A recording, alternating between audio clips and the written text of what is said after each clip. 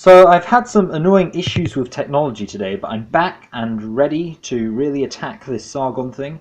Just to clarify, I'm calling this a PostScript, where I go through some arguments I couldn't fit into the last video because it was running a bit long, and I'm going to include some final observations I may have missed. It's raining really heavy outside and it makes me feel quite cozy, but hopefully you can't hear it. In fact, I know you can't hear it because when I wrote this script, it was raining outside, whereas now it's not raining, and I'm such a fucking liar. Boy. The patron saint of feminism herself. So it's kind of weird that I would miss picking up on this, seeing as we all know I literally hate Emma Watson. But yeah, she's not really the patron saint of feminism. She is the patron saint of being a feminist and then acting like sex doesn't have anything to do with feminism, aka liberal feminism. I think it just always reveals to me how many misconceptions and what a misunderstanding that there is of what feminism is. Feminism is about giving women choice. Feminism is not a stick with which to beat other women with. It's about freedom. It's about liberation. It's about equality.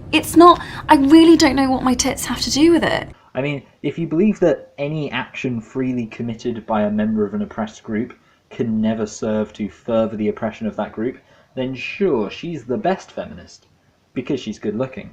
Emma Watson has definitely furthered the idea that you need to be an attractive sex symbol to be a relevant woman, but I'm told her tits have nothing to do with feminism, which means you literally just can't make an argument that her reinforcing sexualization as a rite of passage for mainstream women celebrities is in any way bad for women, because she said it isn't. She said that thing that you'd think really harm women collectively as an oppressed group.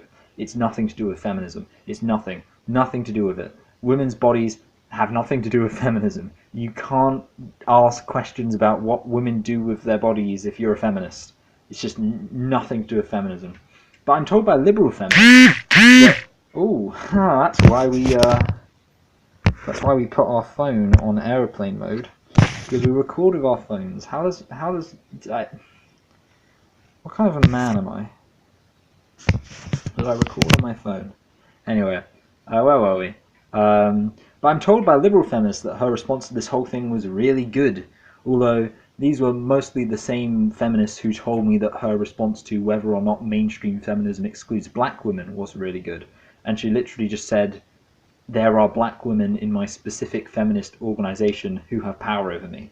So basically, just as an outsider looking in, she's been elevated to a position based, let's be honest, not due to an academic grounding in feminism, but because she's attractive. And then from that unearned position of authority, she's said multiple vapid responses to very serious issues related to the areas she's supposed to be an authority on, and then, in the midst of this, she's paraded her sexuality around to maintain public interest in her. I mean, Andrea Dworkin is maybe, closer to a patron saint of feminism, but I guess that Andrea Dworkin probably wouldn't pose naked in a magazine. It's almost as if women who have, to be honest actually, I'm being disingenuous there, Emma Watson didn't pose naked. It's almost as if women who have actually been victims of healthy male sexuality in a form of entitlement and aggression are less inclined to subject themselves to the male gaze. It's almost as if women who care about women would realize that women's sexualization ultimately serves to harm women in a patriarchal society. It's almost as if male sexuality runs in direct contrast to women's empowerment, and that to capitulate to the former will only ever serve to betray the latter. There are famous feminists who are inviting men to join feminism like lambs to the slaughter, and they're being applauded for it. Might as well just point out how fucking absurdly hyperbolic this is. I mean, I have only watched the videos in the series that I've already responded to, and that's my plan going forward. So I haven't seen Sargon's videos on why feminism is anti-men, and I think he has at least 2 videos to that effect in the series. But let's just say I don't feel like I'm being in any way led to the slaughter. At worst, I'm getting slightly upset about things that don't really matter. The worst case scenario is that I'm against rape, and against unequal pay, and against the over-sexualization of women in media, and I'm more against those things than I should be. That really is the worst case scenario if you're a feminist. The worst case scenario if you're anti-feminist is that you go down in history looking like a conservative arse-backwards fuckwit.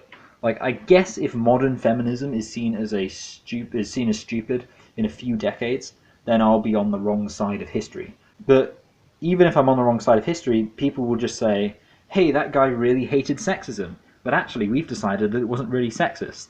If I'm right, then Sargon is going to have to explain to his granddaughters why he was against policies on rape that reduce the amount of rape. Whereas if I'm wrong, then I'll have to explain to my granddaughters that I supported policies on rape that I thought would reduce the amount of rape, and I was mistaken, which isn't really being fucking slaughtered. She thinks that a lot more accountability could be made of feminist men. Well, what does that mean? Well, it's a good question that she can't answer. See, I didn't think this sentence really needed explaining. I mean, correct me if I'm wrong here, but it seems like this is just saying that men who are feminists will be subject to slightly greater public intrigue, because it's rarer that men are feminists and more notable, as demonstrated in some sense by Sargon making this video. Don't just be a nice guy, because being a nice guy just isn't enough. I don't know if Sargon has a problem with this, and if so, what is his problem? Something I've pointed out before is you can be a guy, an asshole, and a feminist. If a man cheats on his girlfriend, it doesn't make him not a feminist, it just makes him an asshole. A man can show up late to every single date and still be a feminist. Being a feminist isn't about being a good boyfriend or treating the person you're with really well. Now, you shouldn't treat your partner badly because she's a woman, that would be anti-feminist, but you could treat her badly because you're just a shitty person. And the flip side to this is, even if you always show up on time to dates, remember birthdays and anniversaries and buy her the best presents, build up her confidence in who she is while helping her to grow to be a better person, and dutifully eat her pussy, that doesn't make you a feminist. And first of all, most quote-unquote nice guys aren't that nice anyway. The problem with the very phrase nice guys is that it now has a dual meaning. It can mean a guy who is nice, but it can also mean a self-described nice guy who often isn't very nice. But let's imagine it's a genuinely nice guy. Okay, he's nice. Does he acknowledge that men are privileged, women are oppressed, and men are oppressors? Does he acknowledge that the existence of rape culture and the wage gap? To be honest, it's a bit weird that Sargon has a problem with this, because it's basically claiming that you can be a nice person and ideologically disagree with feminism, which you'd think would be positive in the eyes of anti-feminists. I mean, I know they like to attach huge personal failings to disagreeing with them, but basically this article is saying, and I'm saying, that some anti-feminists will be perfectly nice guys. Surely this is a creditable concession. It's like, oh, we were just talking about rape, and now we're going to hook up. It's just weird. And I'm sure you don't want to weird the ladies out. Again, I'm confused. What's the point? All this is saying on the surface is that some contexts where you're likely to meet feminist men are contexts where you aren't going to want to have sex with those men. Like, this video where I say that male sexuality is directly opposed to female empowerment is probably not the type of video I'd consider using as foreplay. That's fine. That doesn't need to be considered an issue. Now, obviously, there's a deeper point here about men in the feminist movement constantly making everything about hooking up, which I think may be hinted at. But again, that's an issue for a video about feminist perspective on male feminism. Dating male feminists turned out to be one of the least empowering decisions I have ever made. There really is more water in the desert, isn't there? Minor objection. Not a fan of the implication that regarding something as unempowering is best conflated with being unaroused.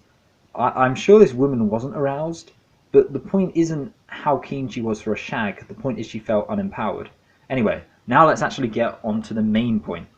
And I suppose if I had a message to any male feminists watching this who suffer from this kind of guilt, I just want to point out that not everyone was conditioned to be a sexist. See, I think you can imagine why this is the main point. Because every single time I appeal to my own sexism and misogyny to explain why I'm a feminist, the natural response perhaps should be, okay, but that isn't how I feel. And if I say I was raised to be a sexist, then I'll get the response, well, I wasn't. The issue I have with this line of reasoning is that my position can sort of be simplified as, if I was raised to be a sexist, who the hell wasn't? So let me explain what I mean by explaining where I come from. My family is very liberal. My dad is probably more on the neoliberal end, whereas my mum is going more towards social democrat. And I know some people on this channel probably hate neoliberals, but neoliberals are still considered cucks by the alt-right. They're still considered shitty progressive betas. There was no sexism in my house, as Sargon would describe it. There was no talk about women should do this and men should do that. And there was subtle sexism, but only the type that Sargon wouldn't acknowledge. So, for example, I would say that mansplaining occurred in my family, but Sargon wouldn't, because Sargon doesn't think mansplaining is a thing. So Sargon would have to concede that I was not raised in a sexist family. And then you reach a point where I wasn't raised in a sexist family, but I still ended up being a sexist. So we have to ask, where did my sexism come from? Now for me, sexism comes principally from 4 sources. First of all, the real inferiority of women. That is to say, the conclusion that the Negro is only good for shining shoes. So in other words, the inferiority of women is a self-fulfilling prophecy, in the same way the inferiority of black people was a self-fulfilling prophecy, as demonstrated by the quote, "The American white relegates the black to the rank of shoeshine boy," and he concludes from this that the black is good for nothing but shining shoes. So, for example, I don't find women funny, and part of this, I think, is because women aren't as funny as men, because we live in a sexist society that doesn't encourage women to be funny. Another example is that any political discussion with extended family that I ever had would exclude women. And a large part of this is because the women didn't know as much about politics because they hadn't been encouraged to learn. I learned about politics because politics had so many men in it, and all the men who were older than me knew about politics. But if you're a woman, then all the women who are older than you, who were raised in a more sexist society than you, are going to make you think you don't need to learn about politics. So to make this point simply, one of the big reasons why all men become sexist is because women have numerous shortcomings that come from having been raised in a sexist society. But what makes a man sexist is then attributing this inferiority to a natural state of women, which perpetuates the problem. So that's just me being honest. A huge part of why I'm sexist is because I consistently saw women underperforming relative to men, because women were oftentimes genuinely worse at those things because of having been raised in a sexist society. And this is something I think all men have seen, which is why all men are sexist. This isn't how my family raised me. You can't say, well, I wasn't raised like that. The second source of sexism is subtle interpersonal sexism, and this is definitely the type of sexism Sargon won't acknowledge exists. This is your mansplaining, your rape culture, your glass ceiling. These are all the minor ways women can be undermined in ways that nobody has to notice, but you can see all sorts of blind studies or studies where people are misled and demonstrate sexism. One example that springs to mind is that women perform worse in maths test when one of the details they have to put on the front of the sheet is their gender, whereas if they don't have to put anything on the front of the sheet, they perform better. I'll leave a link to that study below. It's called Stereotype Threat in Applied Settings Re-Examined. There is a slim chance that this will ever be a channel where I go through a whole load of studies in the way that some other channels do, because I tend to argue more from intuition. If you want a really good scientific look at differences between agendas and how they're perpetuated by society, then having read a lot of feminist books, Cordelia Fine's Delusions of Gender is really one of a kind in terms of its quality. Now, the third thing is media. In books, films, and video games, and pornography. And let's be honest, there's no point me talking about representation of women in media because anti-feminists have already made up their mind that nothing's going to convince them here, and they'll just say I'm anti-free speech. The only reason I'm bringing up these reasons is to make it clear that I don't accept Sargon's premise that I only consider myself to be raised sexist because of the specific environment I was raised in. My specific environment was very liberal, and it would be more accurate if you wanted to accuse me of having grown up to parrot the views I was raised with. The things that made me sexist are things that I believe all people experience, so I can't accept Sargon's claim, or anyone else's claim, that not everyone was raised like me, because I'm not talking about how I was raised by specific individuals, I'm talking about how I was raised in this culture and society. Now, one last thing, which is half and half, whether or not it's as prevalent, and this is the anti-feminism. So I became more misogynistic because I used to be an Amazing Atheist fan. I think anti-feminist media encourages sexism, but more than that, I think the general dismissal of feminism in the way that one of the male feminists in Sargon's videos did, where he said, bloody feminists is a huge part of spreading misogyny, because it's not quite mainstream but it's far from fringe to be the type of person who dismisses wholesale a movement that is for women and largely by women, and you have to wonder, how long can one attack such a movement before beginning to harbour negative feelings for the demographic that is so closely linked to that movement?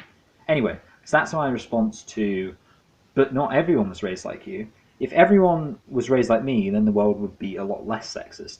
My upbringing has been very anti-sexist, but it's what I've seen in the culture and society that has fostered misogynistic attitudes within me. Anyway, hope you enjoyed this postscript. I'm going to make another postscript on white knights because I think that's relevant, and then I'll be done. So, I've been King Arpharazon, and don't forget to like and subscribe, and don't take my word for it, check it out for yourself. O Lord, my God, in you I take refuge. Save me from all my pursuers, and deliver me, or like a lion they will tear me apart, they will drag me away, with no one to rescue. O Lord, my God, if I have done this, if there is wrong in my hands, if I have repaid my ally with harm, or plundered my foe without cause, then let the enemy pursue and overtake me, trample my life to the ground, and lay my soul in the dust. Rise up, O Lord, in your anger. Lift yourself up against the fury of my enemies. Awake, O my God, you have appointed a judgment. Let the assembly of the peoples be gathered around you, and over it take your seat on high. The Lord judges the peoples. Judge me, O Lord, according to my righteousness, and according to the integrity that is in me. O let the evil of the wicked come to an end, but establish the righteous. You who test the minds and hearts, O righteous God. God is my shield, who saves the upright in heart. God is a righteous judge, and a God who has indignation every day. If one does not repent, God will whet his sword. He has bent and strung his bow. He has prepared his deadly weapons, making his arrows fiery shafts. See how they conceive evil, and are pregnant with mischief, and bring forth lies. They make a pit, digging it out, and fall into the hole that they have made. Their mischief returns upon their own heads, and on their own heads their violence descends. I will give to the Lord the thanks due to his righteousness, and sing praise to the name of the Lord, the Most High.